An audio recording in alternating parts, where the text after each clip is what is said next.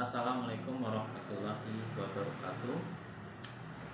Ayah bunda, ada 4 kunci utama agar anak konsisten dalam kebaikan. Yang pertama itu adalah doa. Jadi tempatkan doa pada tempat yang paling utama. Setiap hari kita harus mendoakan anak. Doakan anak dengan doa-doa yang terbaik. Jadi setiap waktu, setiap hari, luangkan waktu untuk memudahkan anak kita. Karena doa itu adalah senjata orang yang beriman, maka kita harus menggunakan senjata itu untuk mendoakan anak kita demi kebaikan anak kita. Jadi kunci yang pertama adalah kita harus rajin-rajin mendoakan anak kita. Kemudian yang kedua itu adalah pemahaman.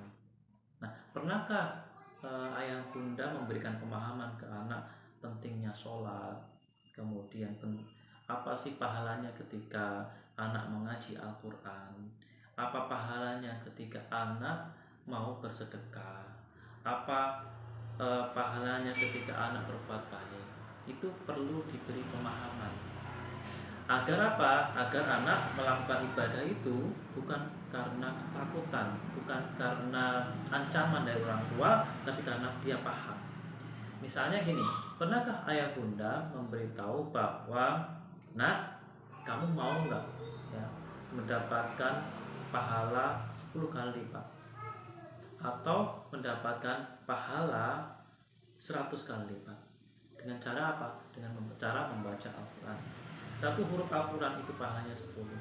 Kalau kamu membaca Bismillahirrahmanirrahim itu ada 17 huruf maka engkau akan dapatkan 170 pahala. Atau misalnya, pernahkah engkau sholat dari terbenamnya matahari sampai terbitnya matahari, sholat tanpa putus? Luar biasa kan pahalanya, luar biasa. Kalau engkau mau, maka engkau harus sholat subuh berjamaah. Atau, nak, coba nak, ini ada sebuah globe, ini adalah miniatur bumi. Mau nggak kamu diberi hadiah bumi ini? Diberi hadiah bumi dan segala isinya, bahkan lebih baik daripada itu. Kalau kamu mau, maka kamu harus rajin-rajin sholat sunnah sebelum subuh. Sholat sunnah 2 rakaat sebelum subuh. Nah, atau misalnya ketika malam-malam nih, malam-malam ayah bunda mengajak ananda untuk keluar rumah. Nah, di luar ayah bunda menuju itu langit tuh. Coba jaraknya dari sini ke langit itu berapa kilometer ya?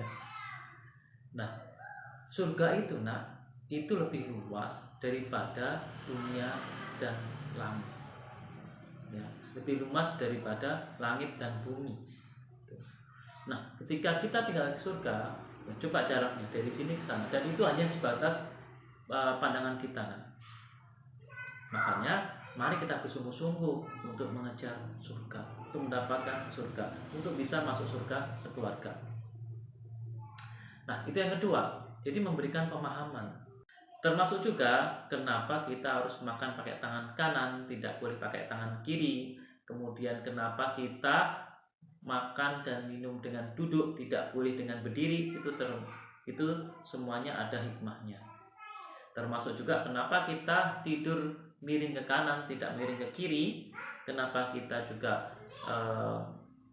ke toilet BAB atau BAK itu dengan jongkok, tidak boleh dengan berdiri atau dengan duduk. Kalau kan ada kloset yang duduk, itu semuanya ada hikmahnya. Nah, kita harus memberikan pemahaman itu pada anak agar anak memahami dan mengerti kenapa dia melakukan ini. Itu berdasarkan pemahaman, bukan berdasarkan ketakutan. Kemudian yang ketiga itu adalah keteladanan. Keteladanan. Nah, agar anak konsisten melakukan kebaikan, maka ayah bunda harus menjadi teladan yang baik bagi anak. Kalau kita ingin anak selalu mengucapkan terima kasih ketika diberi sesuatu, maka kita harus memulainya. Kita harus membiasakannya.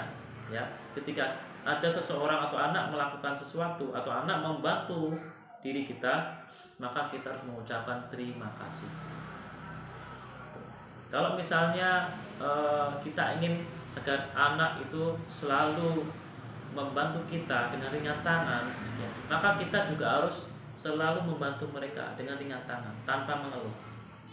Nah, apa yang bisa ayah bantu? Nah, apa kamu sulit mengerjakan ini? Itu. Jadi kita harus memberikan teladan, memberikan contoh. Kalau kita ingin anak kita rajin sholat, ya, maka kita harus memberi contoh terlebih dahulu.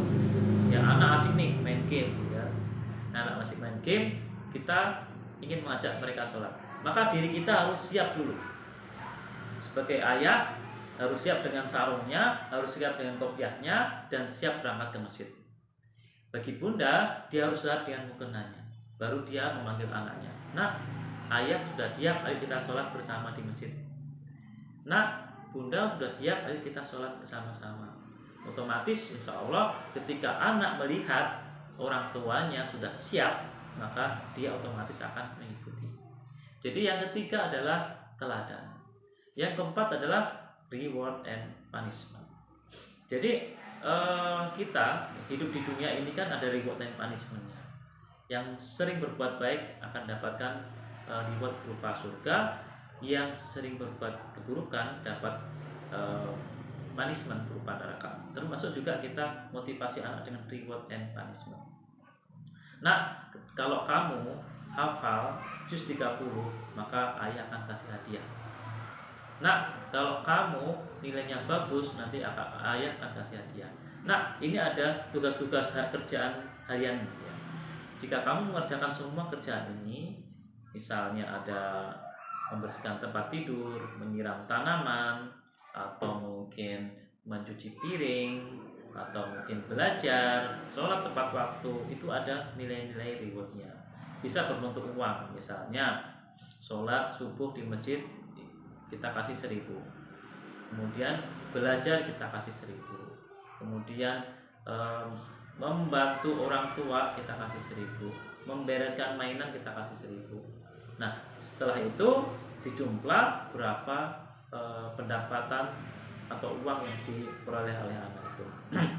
Dan itu kebiasaan dari kami. Jadi kami tidak memberikan uang saku gratis kepada anak. Anak harus melakukan sesuatu dulu. Jadi kami punya list, ya, list kegiatan baik. Di situ ada rewardnya. Setiap anak melakukan list, dia akan mencentang reward itu. Nah, setiap pagi, ya, kami orang tuanya mengecek anaknya, ya, dia sudah mendapatkan berapa rupiah yang didapatkan hari ini, dan itu menjadi uang sakunya. Nah, begitu ayah bunda, 4 tips bagaimana agar anak konsisten dalam kebaikan. Semoga bermanfaat. Terima kasih. Wassalamualaikum warahmatullahi wabarakatuh.